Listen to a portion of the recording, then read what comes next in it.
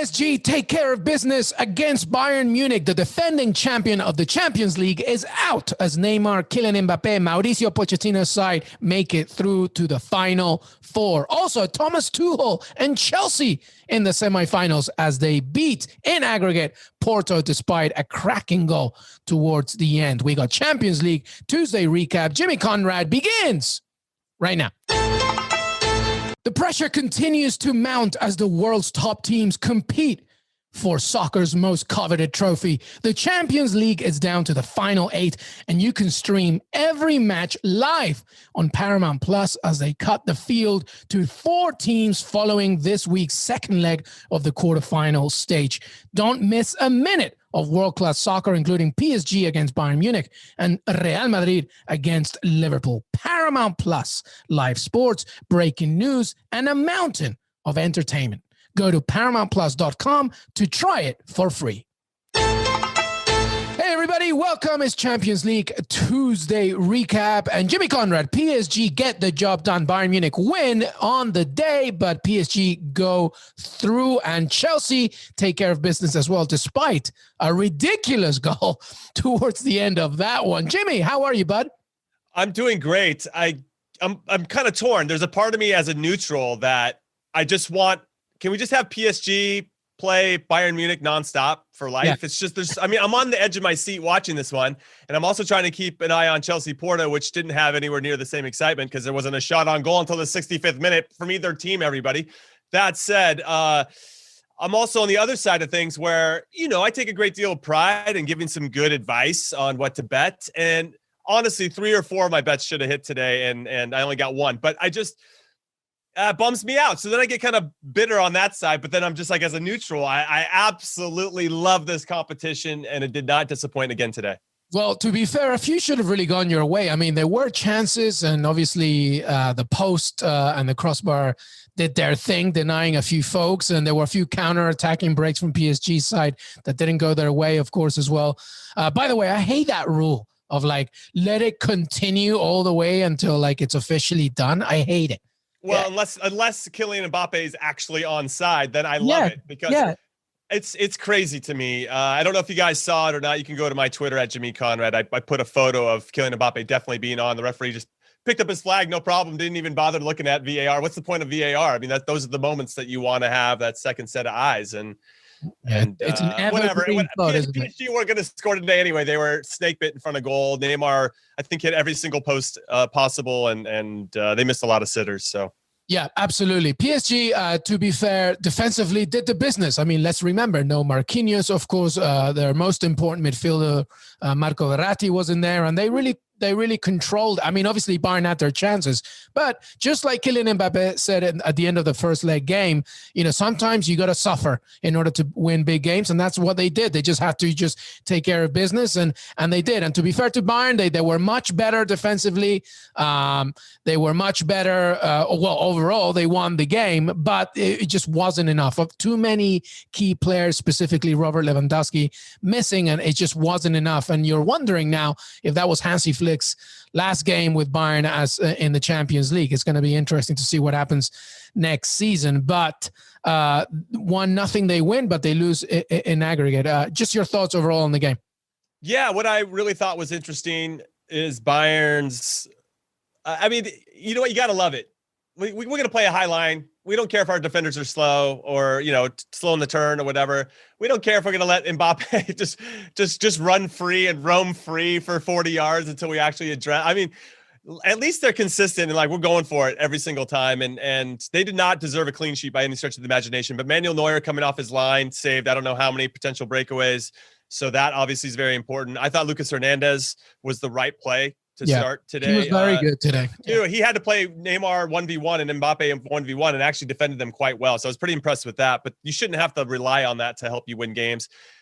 We've had this conversation before, Luis, about Leroy Sané. You said before the game on HQ, CBS Sports HQ today, that he had to have a big game. Coman had to have a big game. That combined, they haven't had a goal or only 1 goal between them since January or whatever. So that's a crazy ass stat for those 2 players.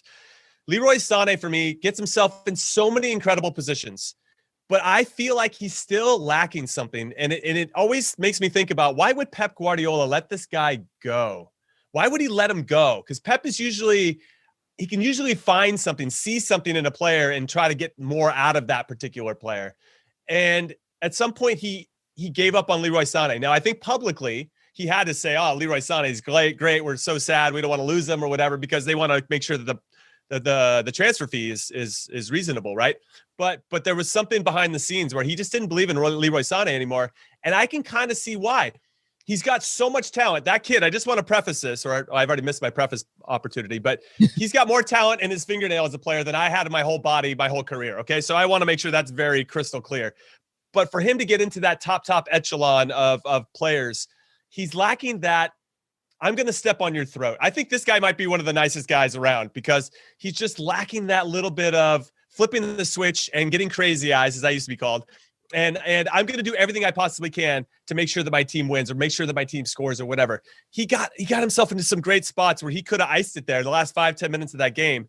And there's just, he's too nice. I don't know what it is, but there's something missing. And when I think about Leroy Sané and what he's missing, I think that Pep Guardiola saw the same thing and said, I'd rather move forward with other players. Yeah, no, I think you're spot on. I think the crazy, there's that episode in Curb Your Enthusiasm when Larry David meets a crazy ice killer. He's missing like that crazy ice killer in him.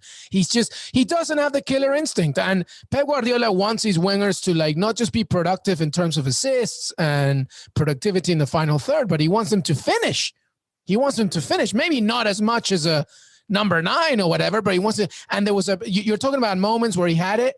There was one specific moment in the counter when Bayern got it. Leroy Sané got the ball. He cut inside. He was on his favorite left foot. All he had to do was just either smash it or a powerful, curve. And he just gave it to Keylor Navas. And that was just a big mistake. Kingsley Coman as well, who's also part of that combination of not creating as many chances. He also missed a few chances. And I said that you needed those two players to deliver today if Bayern had a chance, and they didn't. By the way, shout out to Keylor Navas once again. Unbelievable. The most underrated player. I don't know. To me, arguably, he is the best CONCACAF player ever. Male. I'm sorry. I just think he's that good. Everything that he has done, we can talk about other players, of course, but, Champions League titles. But once again, in the final moments, just a slip and Bayern are in and they score. And he's so good. He's so good. Dyed blonde hair or non-dyed blonde hair, it doesn't matter. Keylor Navas was so good today as well. I feel like for all the signings that PSG have made over the last 3 or 4 seasons, when we look back 5, 10, 15 years from now, the Keylor Navas one, if they can win a Champions League title, it'll be because he's between the sticks. He's the goalkeeper. There's just no other reason why they had anybody else in that spot. Even the great Gigi Buffon, who played for them a couple seasons ago, Buffon just doesn't move the same, right? But Keylor Navas just has something. And I think because of what he's capable of, that gives belief to the defenders. And what I wanted to say earlier, for everybody that didn't necessarily get to see this game, is almost the direct opposite of leg one, where Bayern were just peppering PSG, and they eventually did in this game as time went on. But PSG had so many opportunities and couldn't finish, which is what happened to Bayern in leg one. But I feel like if I was a defender for PSG and I saw Mbappe and Neymar and Di Maria just hitting posts and missing opportunities that they usually score, I would have gotten really frustrated. And I would have, that might have lost a little concentration and focus there, because come on, guys, you can't expect us to make every single play every single time. You're some of the world's best attacking players. Help us out up here, And what I did see, though, I don't know if you noticed it as well, Neymar and Mbappe and Di Maria were tracking runners into the sidelines, trying to block crosses. I love that. I mean, Jonathan Johnson, our own JJ, tweeted something funny. It was breaking, Kylian Mbappe tracks back. It was good. Yeah, which is amazing. So, yeah, there's a lot to like about this PSG team for a lot of different reasons. But when it comes down to if you're going to win a trophy or not, you need your players to make plays, and you need your goalkeeper in particular to do that. So I second your sentiments about Keylor Navas. Yeah, absolutely. And I'm going to put an asterisk on my predictions. I was right. I didn't get the score right, but I did say that Bayern were going to win today, even though PSG would go through. That's what happened. But regardless, key things here, PSG go through to the semifinals for a second consecutive season. I feel that this season, Jimmy, is a little bit even more important because they knocked out the defending champion. And now, they're into the Final Four once again, which is really remarkable, especially because Mauricio Pochettino only arrived as well at the turn of the year. So that's something to be said as well. there's a lot of underlying storylines with the PSG run, right? Because the more success they have, the more that might entice Kylian Mbappe. It looks like Neymar is going to re-sign with the club, but what about Kylian Mbappe? If they can show that, hey, listen, we're ambitious, we got to second consecutive Champions League final, so on and so forth. This is the club for you to stay at and be at and develop and continue to be one of the best in the world. I think that helps. They get knocked out by a Bayern. It's just PSG probably, here we go again. We're never going to climb that mountaintop. Kylian Mbappe. If I'm Kylian Mbappe, maybe I'll go look for a team that will help me get there. But they're going to run into Man City. What I will say is that Mauricio Pochettino, when Tottenham got to the final, they beat Man City along the way over two legs. And so there's something there. Sometimes Pep has a tough time with managers that have already beaten him before for whatever reason. Marcelo Bielsa being the most recent example. I was just going to say, and who is a Bielsa student but Mauricio Pochettino? So this is going to be very interesting. Well, Pep, assuming they get past Dortmund, though. I'm assuming they got to get past Dortmund. Yeah, exactly. I think we're predicting way too early. But anyway, PSG go through. That's fantastic. And we will see what happens with Bayern Munich and Hansi Flick. Wondering, obviously, we talked on HQ that Fabrizio Romano, that, Germany's number one choice is Hansi Flick. So we'll see what happens there. All right. We're going to take a quick break. When we come back, Chelsea against Porto. We'll give you two guesses who won that one. We'll be right back. Welcome back, everybody. Champions League Tuesday recap. Jimmy Conrad. Jimmy, Chelsea, Thomas Tuchel into the semifinals as well as they beat Porto aggregate 2-1. Not before a ridiculous goal here. Do you want to explain to people what happened? Amazing. Yes. So it looks like, or it looks very similar to, if you guys remember Cristiano Ronaldo when he was still playing for Real Madrid against Juve, where he really tracks the cross and just knows exactly what he wants to do and does that unbelievable bicycle kick. Maybe he probably doesn't get as high as Cristiano Ronaldo, who I'm still marveling. That guy's a robot. I don't feel like he's a human being. What an athletic specimen he is. But Mehdi Taremi comes on as a sub, which I thought was a big surprise in some ways. I thought he would start, and he was suspended for leg one, and I thought they missed him in leg one. Comes off the bench in this one, and he scores an unbelievable bicycle kick. I mean, at that point, it's the dying embers of the game. There's like a minute left, and why not throw up there and go for a bicycle kick? It's an unbelievable goal. So go track it online somewhere. UCL on CBS Sports. I went to UCLA, so that just rolls off the tongue. UCL on CBS Sports. Math major, by the way. That's it. I was a math major. That's right. So I can't speak. I wasn't an English major, but I from a tactical standpoint, this game really played out the way that I thought it would, which was, I'm Thomas Tuchel. I've got a 2-goal lead. I'm going to lock everything down. And once Porto does have to extend themselves, maybe we can hit them on the counter. And I had Chelsea winning and under 2.5 goals. So the under for me was clear. That was easy, but everybody was betting that. So the odds weren't that great. So I'm like, Chelsea's going to win. They're going to get that late goal. Chelsea had a couple chances where they could have gotten that late goal before Taremi scored. And I was like, yeah, I was, shouting at the heavens. You should have seen me by myself. We should film myself just screaming at the heavens. Like, what are you doing? What are you doing? So it played out exactly like I thought. And then obviously Taremi kind of ruined the script in some capacity, but hat tip to him for scoring an incredible goal and one of the best Champions League goals that you'll see in history, let alone this season. I think it should be up for goal of the season for sure. Absolutely. Again, I just think that Conceição he had two tasks. He got one of them 100% correct. Just make sure that you don't concede, stay strong, consistent. This is a good Chelsea side with a lot of attacking threats. The second part, you need to really just go at it. It really didn't happen. Definitely not at the beginning of this game. And it's just, you do not want to do that against a Tuchel side who's so confident, especially defensively.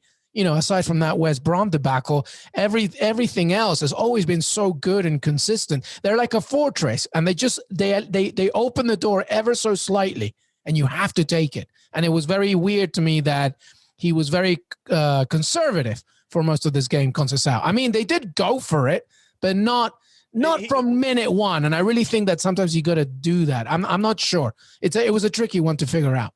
Yeah, I thought he waited too long to bring on. Yeah, that's what I'm trying to say. Players like he brought on Taremi at 63rd minute. Okay, takes off a holding midfielder in Grujic, and then he has Nanu Avilson and Luis Diaz come on, and those guys started running at players. I do want to say, we'll get into Chelsea in a second, but that's where it started to shift a little bit, and they were breaking the lines, running with the ball, and that put Chelsea on their back heels, and that's what ultimately led to the opportunity that Taremi got. Honestly, as I said at the beginning of the show, it took both teams until the 65th minute to finally get a shot on goal.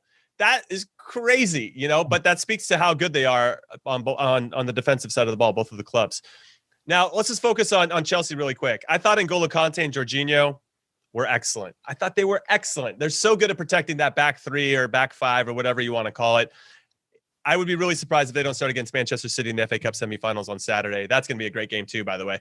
And then Christian Pulisic, I thought, was excellent as well. I mean, he drew, I don't know how many fouls. He drew, I don't know how many yellow cards. I had Pepe get in a yellow card. That hit because he got one. Well, you have said it before, Jimmy. You have said it before that, when he's on, right, and he's injury-free, whatever, and he's coming at you, Pulisic is one of the best in the world at that. Like, you just don't know what to do sometimes, and he draws fouls so well. Yeah, his balance and really his change of speed, both physically and mentally, right? He can see what a situation is. This has been taken away. I'm going to take that, and that's really hard to teach. I mean, that is years and years and years and years of experience. And obviously he's got incredible quickness, but his speed of thought is also very good. And think about it from a Chelsea perspective. You need players to hold the ball to be able to slow the game down. You need players to be able to draw fouls to, let's just take a breath here if things are getting out of control, right? And you can see the teams that don't have those types of players and how they're always under pressure. They're always under the gun because they don't have that one or two or three players that can put their foot on the ball and like, hey, everybody, let's just relax. And when you have a player like Pulisic who can get it, kind of bounce and like he seems like a rabbit, right? He's just like hop skips and all of a sudden he's 30 yards farther. Like, how did he get over there so fast, And he just, the ball sticks to his foot, and I don't want to say it's like a Pulisic Messi comparison. Nobody should ever be compared to Messi or Pelé or Maradona, Cristiano. Everybody's got their own thing, but he does have some of those instincts where I can recognize some space. I'm going to accelerate in that space and get there before you do, with and without the ball. And it allows that the team to help. It just helps in so many different situations, and it really breaks the lines and it forces defenders to defend him in a way that he can take you left or right. And that's really hard to defend. Yeah, no, absolutely. And the thing is, like, when you work under somebody like Tuchel, then it just becomes even much easier for him to take care of business. But anyway, Chelsea are through to the semifinals. So you have your first two semifinals. That's PSG and Chelsea. And by the way, what a relationship that is. Tuchel, of course, being the former manager of PSG. And we will see what happens later on Wednesday. Make sure that you tune into the Wednesday preview as we have Jimmy and James Benge as well, and the recap with myself and Jimmy. It's looking good, Jimmy. Are you rethinking anything for Wednesday? What do you think? No, I'm not rethinking. I still. We already taped that, by the way. That's what I want to tell everybody. So I just want to make sure. I'm a little worried about. No. I'll let everybody listen, and then they can judge me afterwards. So we'll see. No teasers here outside of just go listen. It's a fun one. Love it. Any final thoughts for anything else?